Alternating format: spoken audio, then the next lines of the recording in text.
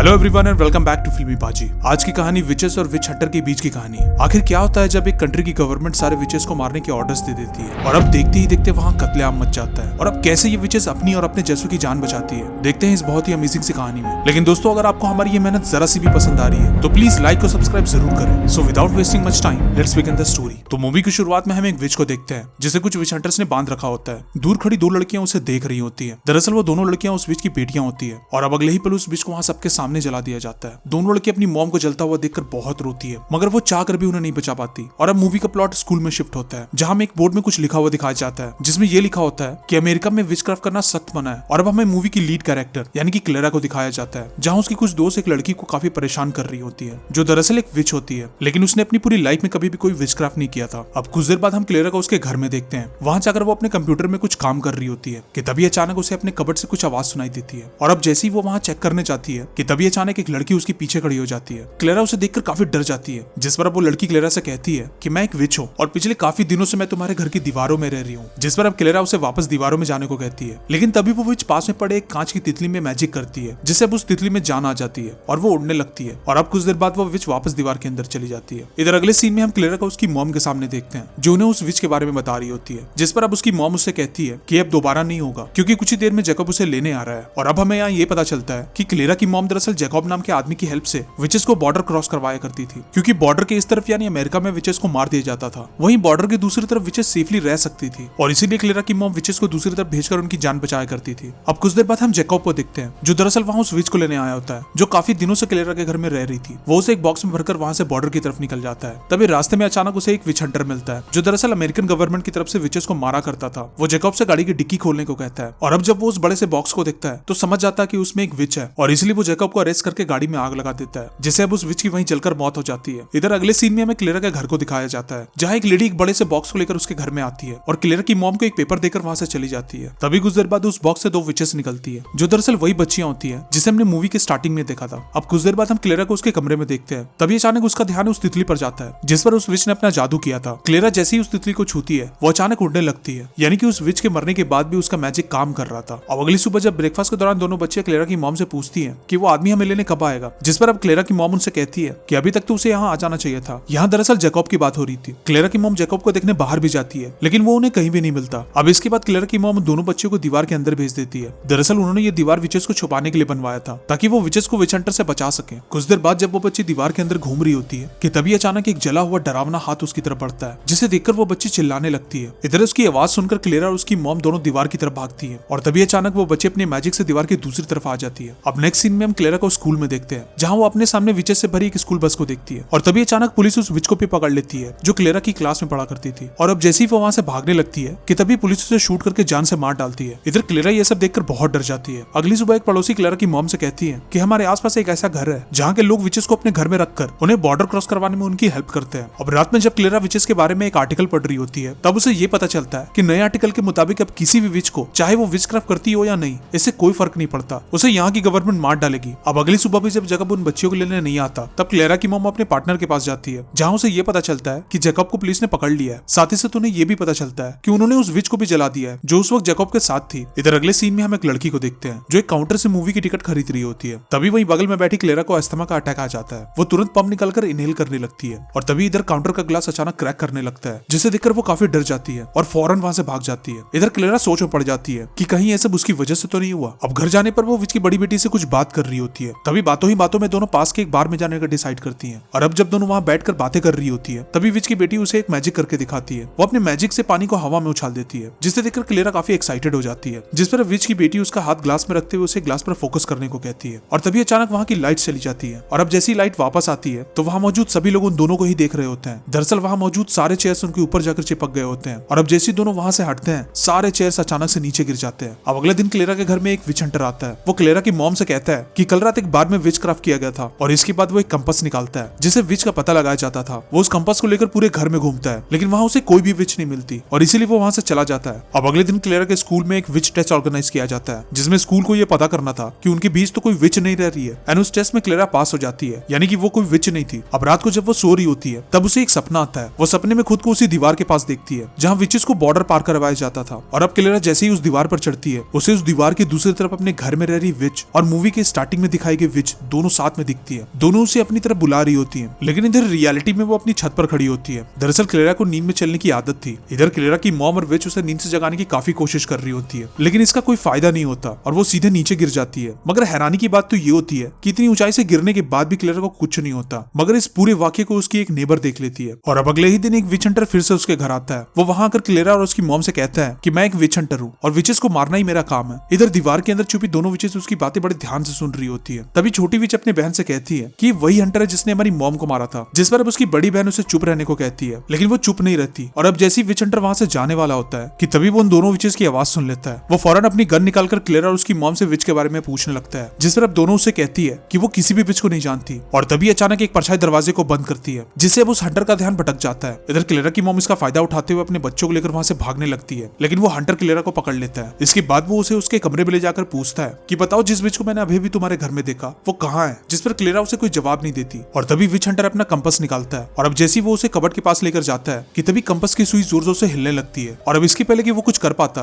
कि तभी एक जला हुआ हाथ उसका गला दबाकर उसे अपनी तरफ खींच लेता है। और अब हमें यहाँ ये पता चलता है कि वो जला हुआ हाथ किसी और का नहीं बल्कि उन दोनों विचेस की मॉम का हाथ होता है, जिसे दरअसल हमने मूवी के स्टार्टिंग में जलता हुआ देखा था। और अब गुस्से में वो विच दीवारों के अंदर आग लगा देती है, जिससे अब वो विच हंटर तो जलकर मर जाता है, लेकिन इस धुएं की वजह से विच की दोनों बेटियों का दम घुटने लगता है। इधर क्लेरा गेट खोलने की काफी कोशिश करती है, लेकिन वो ऐसा नहीं कर पाती। और तभी वहाँ क्लेरा की मॉम आकर उसे अपने साथ चलने को कहती है, लेकिन वो वहां से नहीं जाती। और अब अपनी पावर से वो घर की दीवारों में क्रैक कर देती है, जिससे विच की दोनों बेटियां दरवाजे के बाहर आ जाती है। सभी ये देखकर बहुत हैरान हो जाते हैं कि क्लेरा भी एक विच है। और अब घर से बाहर आते ही क्लेरा का घर पूरी तरह से जल जाता है। थोड़ी देर बाद क्लेरा की मॉम सबको गाड़ी में बैठाकर बॉर्डर की तरफ निकल जाती है। वो क्लेरा से कहती है कि तुम्हारे फादर मैजिक किया करते थे और मुझे ये बिल्कुल भी अंदाजा नहीं था कि तुम भी मैजिक कर सकती हो। इसके बाद वो उसे कहती है कि तुम्हें भी इन दोनों के साथ दीवार के दूसरी तरफ जाना होगा, वरना यहाँ के लोग तुम्हें विच समझकर मार डालेंगे। क्लेरा रोते हुए उन्हें गले लगाती है और उन्हें अपने साथ चलने को कहती है, जिस पर अब उसकी मॉम उसे कहती है कि इस दीवार को सिर्फ एक विच ही क्रॉस कर सकती है। और अब मूवी के आखिरी सीन में हम क्लेरा को उन दोनों विचेस के साथ गाड़ी से दीवार की तरफ जाते हुए देखते हैं और इसी के साथ ये मूवी यही एंड हो जाती है। आपको ये मूवी कैसे लगी कमेंट करके जरूर बताएं।